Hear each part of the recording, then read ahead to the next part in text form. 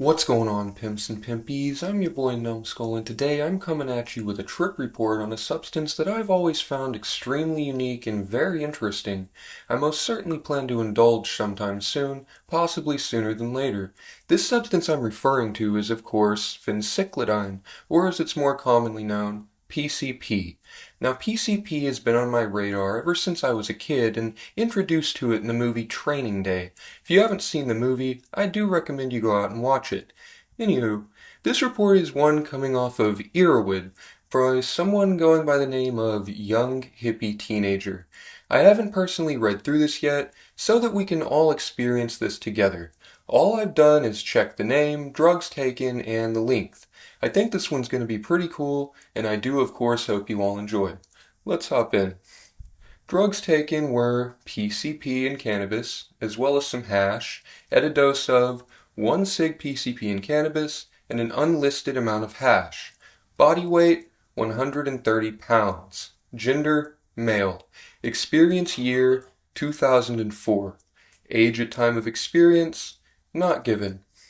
A lesson in karma. This is the story of two young boys out for some fun who got a lot more than they bargained for. This is a story of myself and my friend Joel. Joel is a good friend of mine and we often toke up together. This happened during summer vacation before 11th grade, which meant that we just wanted to be two stone carefree little bastards. We set a good-sized joint, about 1 gram of cannabis. The guy who sold it to us had said that it was laced with PCP, but we didn't believe him, thinking he just wanted to charge a little extra. Later on, we would discover Jimbo, the guy who sold it to us, his honesty.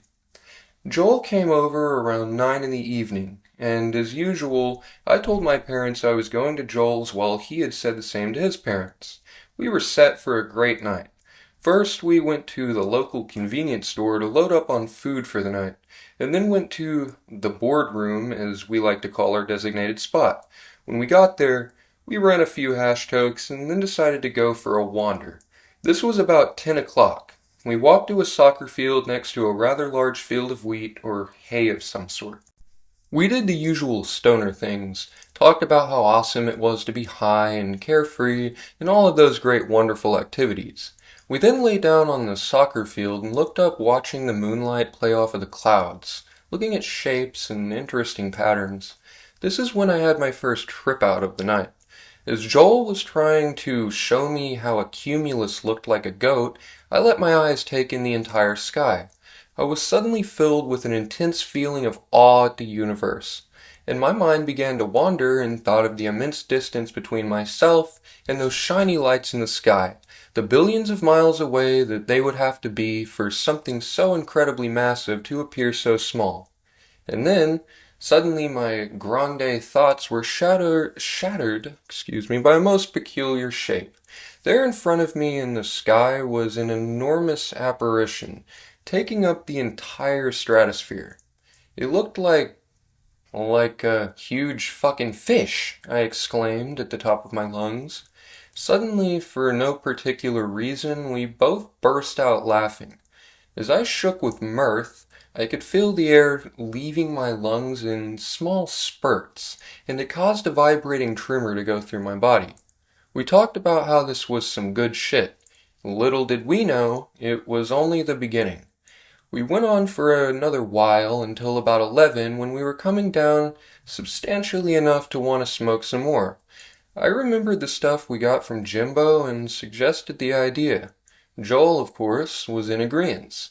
Suddenly we realized that we had been carrying huge bags of food and hadn't eaten any. We decided to gorge ourselves after a session. We sat down on a nearby swing set and blazed up. It was notably harsh on the lungs. After we smoked, we walked over to the wheat field with the idea of sitting down and eating while the high hit us. We rolled around for a second, flattening a circle for us to sit in. Then we broke out the food. As I sat in the grass, chewing on some Mentos, a really interesting sort of high began to come over me. It felt like a marijuana buzz, but something was very different.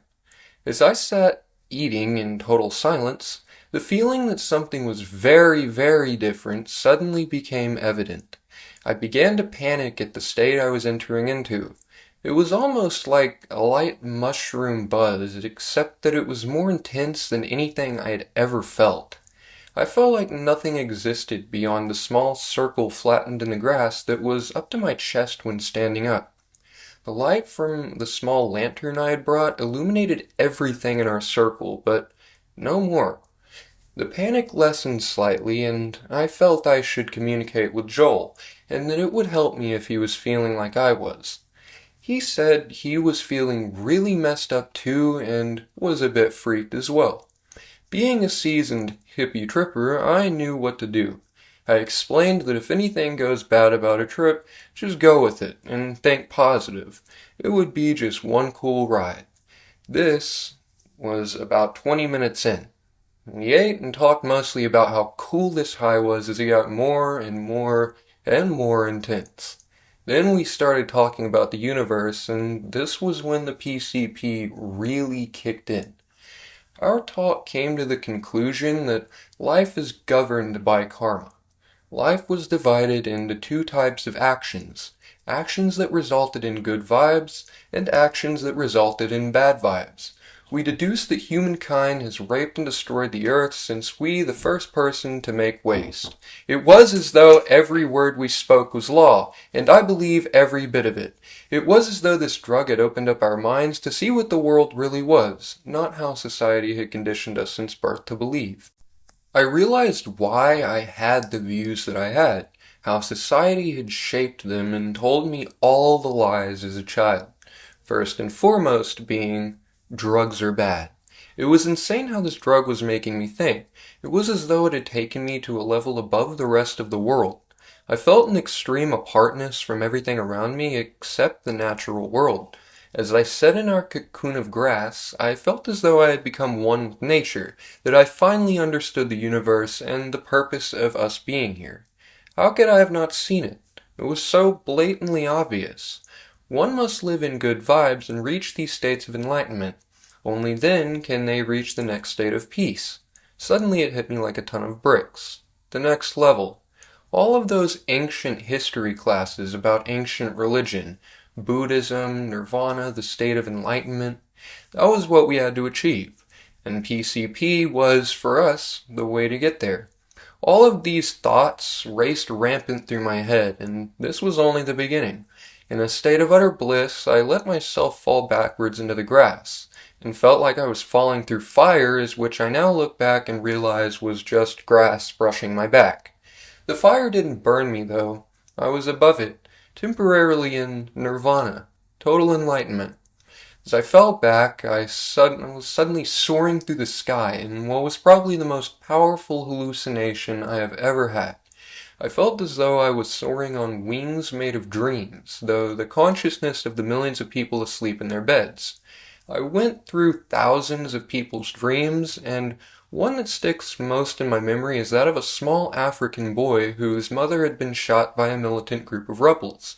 The dream lasted a few hours, and I watched the boy weep over his mother's body and run from the bad men who had gunned her down.